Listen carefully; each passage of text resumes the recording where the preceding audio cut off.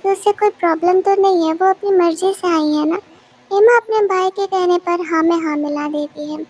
Grandfather एमा से कहते हैं ठीक है, तो फिर तुम घर के अंदर जाओ, बाकी बातें मैं तुम्हारे भाई से कर लूंगी। एमा को पता नहीं था कि उसका भाई एक्शन में यहाँ पर उसका डील करने के लिए आया है। उसकी शादी किसी और से कराई जा रही है, वो भी सिर्फ थोड़े बहुत बेथोरल गिफ्ट्स के चक्कर में। यहाँ से तो उसकी जिंदगी ही बदलने वाली है। अपने भाई के कहने पर वो हाँ में हाँ मिला दे रही थी। वो बोल नहीं पाती है, चीजों को लिख करके या फिर इशारे में लोगों को बताती है। ग्रैंडफादर के कहने पर उसे ऐसा लगता है कि उसे डिस्पेंसर का जॉब मिल गया है। वो बहुत खुश थी और वो हेल्पर के साथ घर के अंदर चली जाती है। उसे ले जाकर के एक कमरे में बंद कर दिया जाता है। बाकी बातें ग्रैंडफादर एमा के भाई से कर रहे थे। एमा डरते डरते कमरे के अंदर जाती है। उसे समझ नहीं आता है कि हो क्या रहा है। उस कमरे में काफी अंधेरा था। उसे ठीक से चीजें दिखाई नहीं दे रही थी। वो गेट ओपन करने का कोशिश करती है, लेकिन वो डोर ओपन नहीं हो रहा था। तभी उस अंधेरे कमरे में एमा की नजर एक इंसान पर पड़ती है। वो व्हील चेयर पर बैठा हुआ था। वही इस कहानी का एमा से करा दी गई है। मुझे तो ये हुआ कुछ ज्यादा ही हैंडसम लगा है इस स्टोरी में। यहाँ पर वो उससे पूछता है कि तुम कौन हो और मेरे कमरे में क्या कर रही हो। एमा उसका आवाज सुन करके डर जाती है। ऊपर से हर जगह स्मोक का स्मेल था। वो बोल नहीं पा रही थी, तो वो उससे पूछता है कि क्या हुआ, बोल क्यों नहीं रही, बोल नहीं सकती क्या। एमा धीरे धीरे आवाज के साइड से आ रही है, उस तरफ जाने का कोशिश करती है। वो को अपने बारे में बताने के लिए कि मैं एक नई डिश वॉशर हूँ, यहाँ पर जॉब करने के लिए आई हुई हूँ और मैं एक्चुअल में बोल नहीं सकती हूँ। लेकिन गुस्से में वो उसे धक्का दे देता है। जब एमा उससे बात करने के लिए जाती है तो वो अकेले खुद को इस कमरे में बंद रखता था। एक एक्सीडेंट के बाद वो यहाँ पर ऐसे क्रिपल्ड हो गया है और वो अपने घर वालों से भी ढंग से बिहेव नहीं किया करता था। इसी वजह से उसके ग्रैंडफादर उसकी शादी ऐसे एमा से कराई है। पहले निकलने की कोशिश कर रही थी, लेकिन इस बार वो उस लॉक को खोल नहीं पाती है। तो फिर वो से बात करने के लिए चली जाती है। वो अपने कमरे से ही अपना काम कर रहा होता है। वो एमा को देख करके यहाँ पर अपने भाई को कॉल करता है कि इस लड़की को दोबारा किसने भेजा मेरे कमरे में। उसका भाई उसे कहता है कि देख भाई, ये ग्रैंडफादर का ऑर्डर है कि आज तुम्हारा वेडिंग नाइट है, तो वो तो तुम्हें एमा के साथ ही बिताना पड़ेगा। मैं इसमें कुछ नहीं कर सकता। आज का रात तो तुम्हें एमा के साथ स्पेंड करना ही पड़ेगा।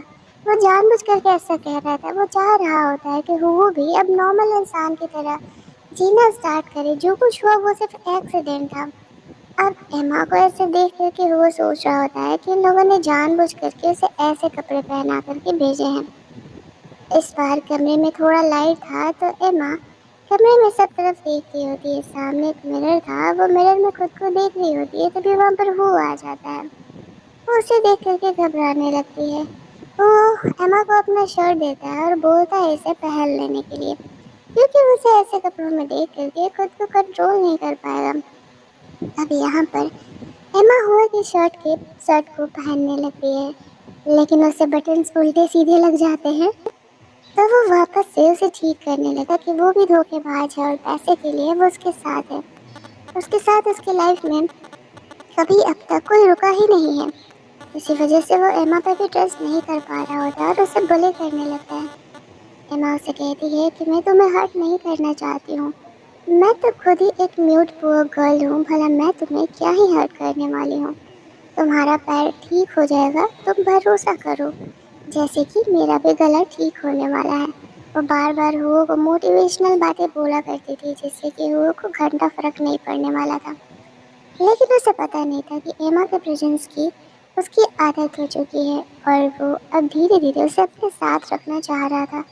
लेकिन उसे इस बात का भी डर था कि उसके चक्कर में एमा की भी जिंदगी खराब हो जाएगी। चीज़ों को लिख करके एमा वो को सबसे डर रही हो, मुझसे डरने की क्या बात है, मैं क्रिपल हूँ, कोई एलियन थोड़ी हूँ। एमा उसे लिख करके बताती है कि ऐसा कुछ भी नहीं है। वो उससे घबरा नहीं रही, लेकिन हमारे बीच कोई इमोशनल बेसिस नहीं है। ना तो तुम मुझे पसंद करते हो, ना ही मैं तुम्हें पसंद करता हूँ, तो फिर हम साथ कैसे हो सकते हैं। वो इस बात पर कोई जवाब नहीं देता है और वो चुपचाप सोने के लिए चले जाता है। एमा सोच रही होती है कि इतनी ठंड में वो क्या करे। जब उसे लगता है कि वो सोने जा रहा है, तो वो बेड का चुपचाप एक कॉर्नर पकड़ के सोने का कोशिश करती है। वो उससे कहता है तुम्हें किसने कहा मेरे बेड पर आने के लिए। एमा उससे रिक्वेस्ट करती है कि बाहर बहुत ठंड लग रही है नीचे फर्श पे, वो बस उसे आज रात उसे सोने दे, वो उसे डिस्टर्ब भी नहीं करेगी। वो ऐसे कहता है कि नहीं, मैं तुम्हें नहीं सोने देने वाला हूँ। एमा उसे जब बहुत रिक्वेस्ट करती है तब जाकर के वो काफी समय बाद ऐसे कमरे से बाहर निकल रहा है। वो ऐसे कहता है कि ठीक है, लेकिन अगर एमा को पता चलेगा कि उसका पैर का एक्सीडेंट किस वजह से हुआ है तो क्या वो तब भी उसके साथ अच्छे से बिहेव करेगी। दोनों यहाँ पर इसी तरीके से इशारों इशारों में बातें कर रहे होते हैं। तभी वहाँ पर हुओ का भाई लू आता है। वो ये देख कर के शॉक्ड और खुश दोनों था कि फाइनली उसका भाई उस अंधेरे कमरे से बाहर निकला है कि एमा में वो इंटरेस्टेड है, तभी वो इस तरीके से उसे अपने साथ रहने दे रहा है। और यहाँ पर वो उससे बातें भी कर रहा है। वो एमा की बड़ाई करने लगता है कि तुम तो उम्मीद से ज़्यादा ही अलग निकली, तुम पहली लड़की हो जो कि इस तरीके से अब तक वो के साथ टिकी हुई हो, वरना सब तो वहाँ से फरार ही हो जा रहे थे। वो तो यहाँ पर वो के सामने जानबूझ करके उसकी फीलिंग को टेस्ट करने के लिए एमा के साथ फ्लर्ट कर रहा होता है। कुछ कुछ वो एमा को बताना चाह रहा था, तो यहाँ पर वो उसे रोक देता है। और जब वो देखता है कि उसका भाई लू एमा के साथ फ्लर्ट कर रहा है तो वो उसकी पिटाई लगा देता है। अब वो एमा को लेकर के पॉजिटिव होने लगा था।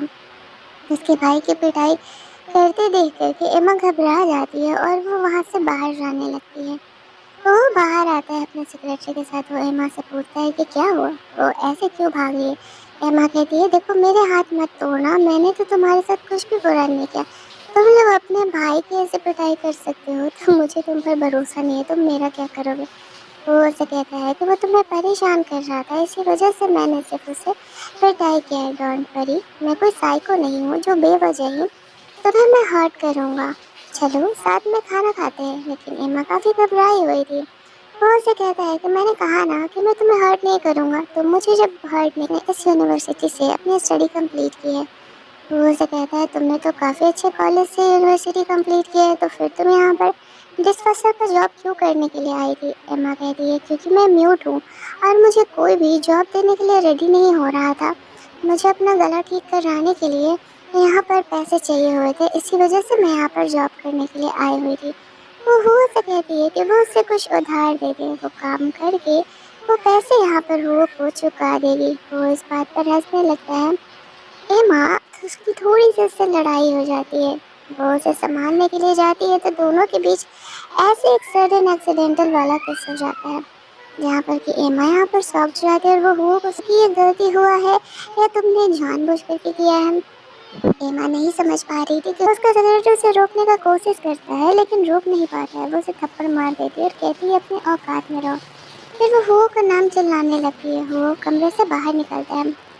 वो उस लेडी को देख करके काफ़ी डरा हुआ था और वो लेडी हो के साथ बुरा व्यवहार करते हुए कहती है कि तुम्हारे घर, ऐसा बोल करके वो हो को व्हील चेयर से नीचे गिरा देता है। और यहाँ पर वो कह रही होती है तुम सारी करके मज़े में अपनी ज़िंदगी जी रहे हो और मैं यहाँ पर सफ़र कर रही हूँ, मेरा फैमिली तुम्हारी वजह से सफ़र कर रहा है।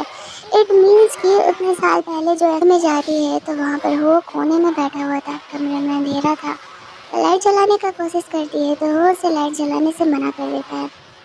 एमा वो फर्स्ट एड बॉक्स डरते डरते लेकर के उसके पास जाती है। वो को दिखाते हुए कहती है तुम्हें चोट लगा है, तुम्हें फर्स्ट एड की ज़रूरत है, तुम्हें ब्लीडिंग हो रहा है। उसे हो के इस कंडीशन को देख करके तरस आ रहा होता है। वो उस पर गुस्सा करते हुए कहता है कि तुम्हें मुझ पर तरस खाने की कोई ज़रूरत नहीं है। एमा उसे लिख करके समझाती है कि मैं तुम पर तरस नहीं खा रही, लेकिन तुम इंजर्ड हो, दवा लगाओगे नहीं तो ठीक कैसे हो गए, ऑनलाइन नहीं है। एमा बहुत ही गरीब है, उसके भाई ने उसे यहाँ पर उसे सेल कर दिया है। उसकी ज़िंदगी भी कितनी ब्यूटीफुल है। सोचते सोचते सोफे पर बैठी थी। अभी थोड़ी देर हुए थे उसके आँख लगे कि यहाँ पर जीजी नाम की एक गर्ल काफ़ी गुस्से में आती है और वो उसे कैसे हर्ट कर सकती है। वो एक गरीब लड़की कल की आई हुई, वो उस पर हाथ उठा रही है। वो एमा पर बहुत ही ज़्यादा गुस्सा थी।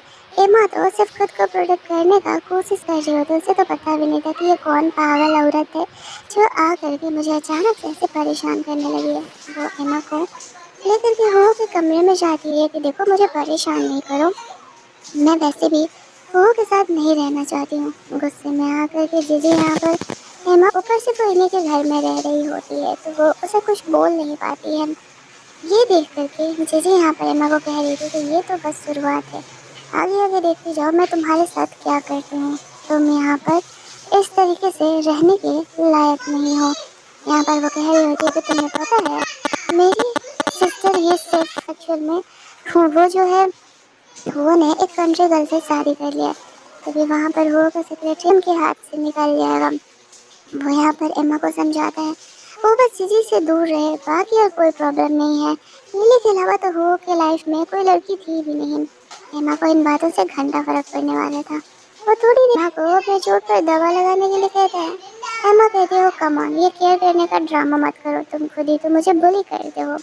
यहाँ पर ये बातें सुन करके वो वापस से एम्मा को बुली करने लगता है, तो एम्मा गुस्से में आकर के वो के हाथ पर ऐसे दांत काट देती है, लेकिन वो को तो कुछ फील ही नहीं हो रहा था। और ड्रामा का पार्ट 1 हमारा यहीं पर एंड कर दिया जाता है।